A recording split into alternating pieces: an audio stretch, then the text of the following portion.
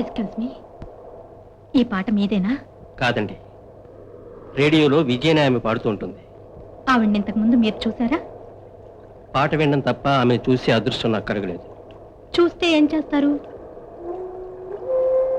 కళ్ళారా చూసి 2 చేతులు పట్టుకుని ప్రాధేయపడతాను. ఏమని? ఈ పాట ఈ ప్రపంచంలో నాకు తప్ప మరెవ్వరికీ వినిపించనంత దగ్గరగా ఉండి పాడమని. అయితే ఇంకే, వెళ్ళి కలిసి మీకు కావాల్సింది అడగండి. అలాగే, రేపే వెళ్తాను. అన్నట్టు మీ పేరు? నా పేరు మళ్ళీ కలిసినప్పుడు చెప్తాను.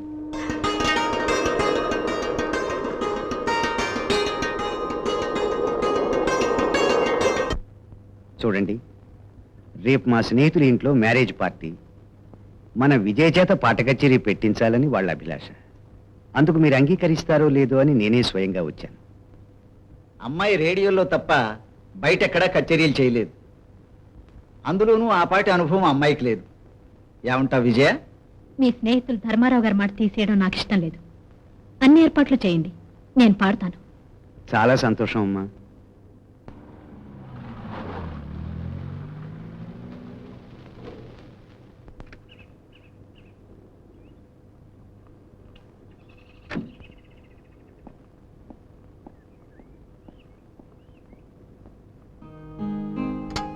అమ్మా విజయ, నువ్వు నిజంగా చాలా అదృష్టవంతురాలమ్మా.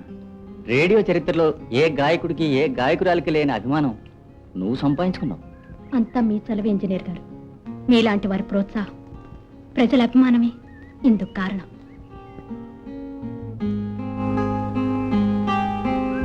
మిస్ విజయ, మీ అభిమానం ఎవరో మీకోసం వచ్చారు.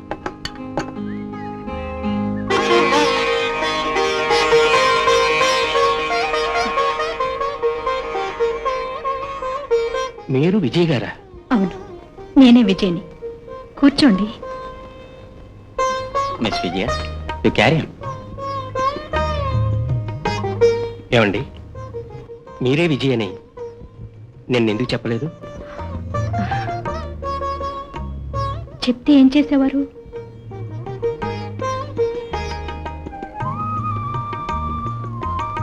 కళ్ళ కత్తుకునేవారా?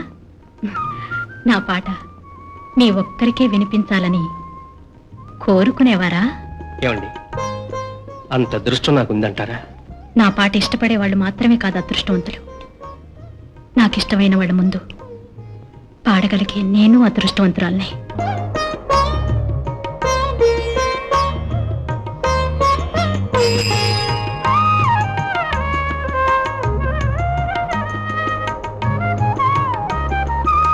తరువాత మా ప్రేమ వివాహం వరకు వెళ్ళింది. మా ప్రేమను అర్థం చేసుకున్న నాన్నగారు పెళ్లికి సంతోషంగా ఒప్పుకున్నారు. నేను తీసుకున్న నిర్ణయం మంచిదని ఆనందించారు. అనుకున్నట్టుగా మా వివాహం జరిగిపోయింది. నా అంత అదృష్టవంతురాలు ఈ లోకంలో ఎవరూ లేరనిపించింది.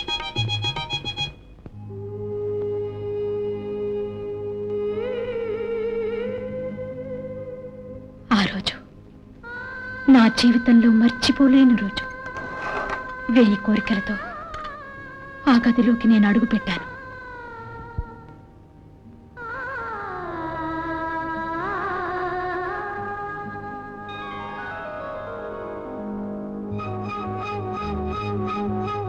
కలలు కథలు ఎన్నెన్నో మనిషి మనసులో, అలలు శిలలు ఎన్నెన్నో కడలి కడుపులో.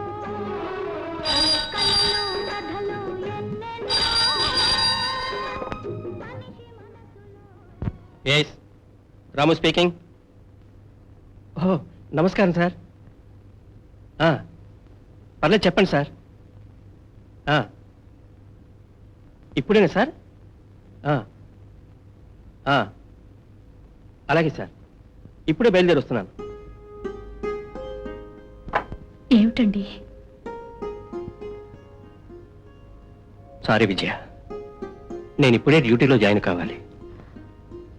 మళ్ళీ వారం రోజుల్లో వచ్చేస్తాను. ఇప్పుడా? అవును, నేను ఇప్పుడు వెళ్ళకపోతే ఫైనాన్షియల్గా మా బాస్కు చాలా నష్టం వస్తుంది. ఈ రాత్రే ట్రావెలర్ తీసుకుని వెళ్ళాలి. ఒక బాధ్యత గల ఉద్యోగిగా నేను ఆయన మాట వెనక తప్పదు. Please.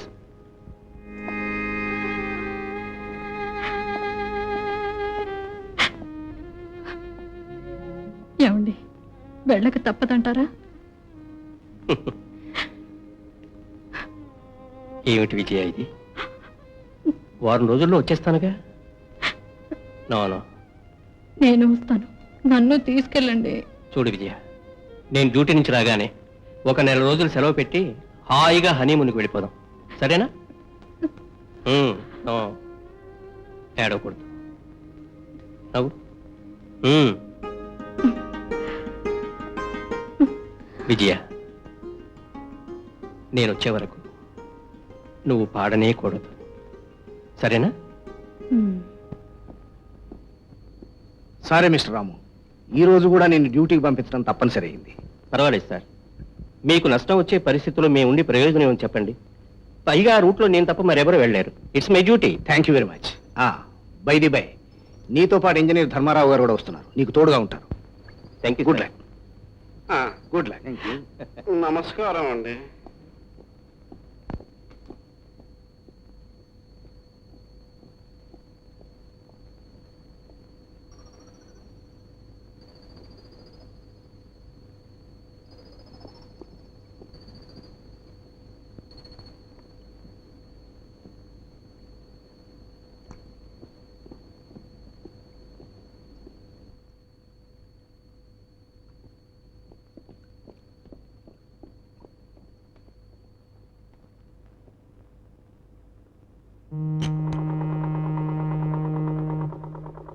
Hello hello, control speaking. Subhashini 1 starting. Subhashini 1 starting. Over.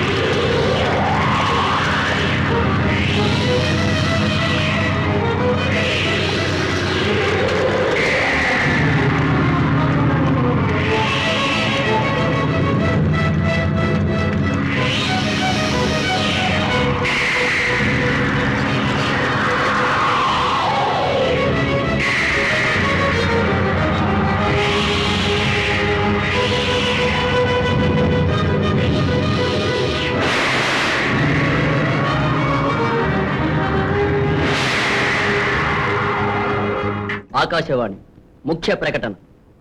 తూర్పు తీర ప్రాంతంలో తుఫాను కారణంగా కొంతమంది జాలర్ల జాడ తెలియలేదని, అందులో ప్రయాణిస్తున్న సుభాష్ని ట్రాలర్ మునిగిపోయిందని, దాని నష్టం దాదాపు 40 లక్షలు ఉంటుందని ప్రభుత్వం వారి అంచనా. ఏడవకు విజయ, ఏడవకు. పోయిన వాళ్ళంతా అదృష్టవంతులే, కానీ ఉన్నవాళ్ళం వాళ్ళ తీపి గుర్తులు గుర్తు చేసుకుంటూ కన్నీటితో వారి హృదయాన్ని కరిగేలా ఏడ్చినా ఆ హృదయం అంగీకరించదు, అనుగ్రహించదు. బాబాయ్ గారు, పెద్దవారు మీరేలా దిగులు పడిపోతే ఏమీ తెలియని విజయం ఏమైపోతుందో ఆలోచించారా? ధైర్యం చెప్పి ఓదార్చవలసిన మీరే కంటతడి పెడుతున్నారా? అమ్మా తాయారు, ఏ జన్మలో ఎవరికి ఏ అపకారం చేశాను, ఈ జన్మలో నా బిడ్డకిలా జరిగింది. నిండుగా 100 ఏళ్ళు పసుపు కుంకాలతో నిండు ముత్తైదువుగా ఉండవలసిన నా బిడ్డకు ఆ భగవంతుడు ఎలా రాశాడు? బాబాయ్ గారు, అయితే బోట్ యాక్సిడెంట్ లో మీ భర్త మరణించలేదు, అది మాత్రం షూర్. అవును, ఎవడో దుర్మార్గుడు దేనికోసం ఆశపడి నా భర్తను చంపేశాడు. ఆనాటి తుఫాన్లో ఆయన బయలుదేరి వెళ్లిన ట్రాలర్ బద్దలైందని సముద్రంలో కలిసిపోయిందని తెలిసింది. ఆయన ధర్మారావు గారు మిగిలిన మనుషులంతా ఆ యాక్సిడెంట్లో మరణించారని వార్త వచ్చింది. కానీ కానీ ఇప్పుడు అర్థమవుతుంది, ఎవడో దుర్మార్గుడు దేనికోసమో ఆశపడి ఆయన్ని చంపేశాడు. విజయ అక్క, ఆ దుర్మార్గుడు ఎవరో తెలిసేదెలాగా? ఒకవేళ ఆ ట్రాలర్ యాక్సిడెంట్లో ఎవరైనా బ్రతికి బయటపడుంటే ఆ వ్యక్తికి తెలుసుండొచ్చు.